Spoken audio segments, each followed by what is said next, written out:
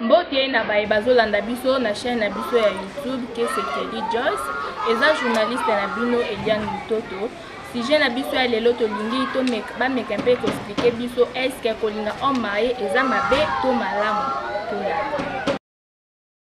Mbote mama, mbote tantu. Eza journaliste na bino Eliane Lutoto ya chaîne Kesekeli Joyce. Kombo nani? Jerry Mukolo. Vraiment. Lelo émission na biso ya lelo tolingi mpe o expliquer biso est-ce que kolinga mobali déjà bala eza malamu to eza mabe. Eza mabe makasi. Na ndenge nini? Parce que abali elle da on marié. Quand on linga on a place to on yenga on c'est pas on zo lokola.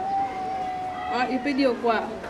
Ayo kwa nini mbea mobo akobati kobala ote oka jamais aobala yo aobimisa mwasi na ndako akota yo na kati au remplacer mwasi eza mabe makasi na bafio basalaka batike eza mabe makasi faut linga yo moko na lingi ko expliquer biso kolinga homme marié mobali to abala eza malamu to eza mabe par rapport à quoi?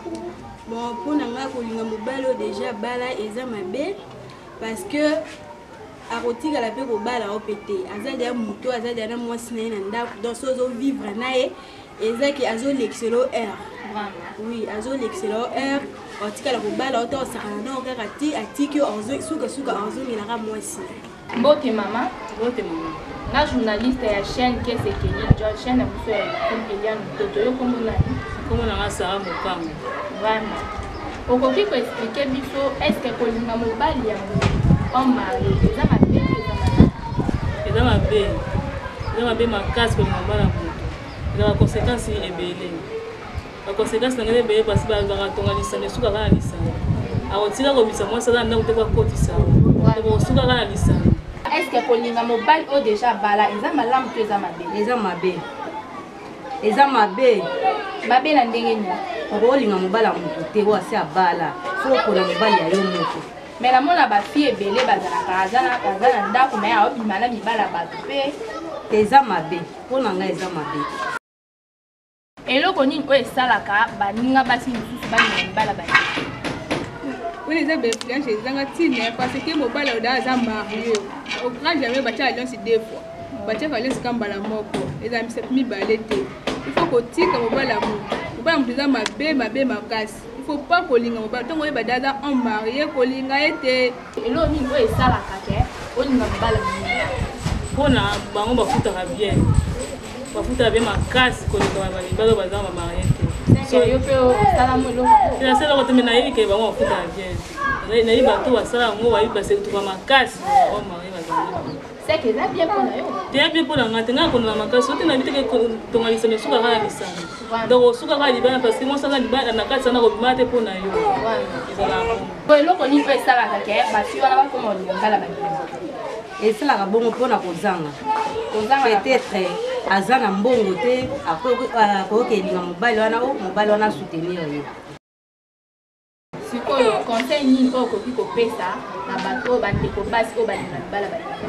Conseil nga napesa bango batika eza mabe makasi bakotia ezema kotelenga bakotia kozala te bamobala vana na bo marché atioze bakosundoko kuna na bibwa donc osufusu makasi mpona ngai batika ngai mabe makasi. Na bafio basala yango eza mabe makasi faut kotika na bapesa conseil bandeko basi basalaka balinga mibala bato batika eza mabe makasi mpo alesi ezalaka mpona mosapi moko ezalaka de misapi te. Vraiment merci mama. Conseil nini oyo okoki kopesa bandeko basi oyo balinga mibala baninga?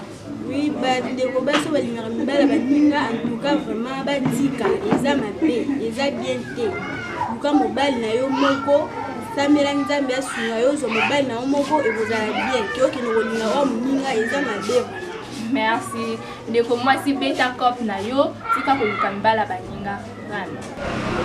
Voilà na balanda biso nyonso ya chaîne na biso ya YouTube Kesekeli Joyce tosala kaka ndenge toyokanaki po s'abonner trop na chaîne na biso ya YouTube ekosala biso bien. Napesi mbote na Général Mandanda Archar Madila de Jeune Premier.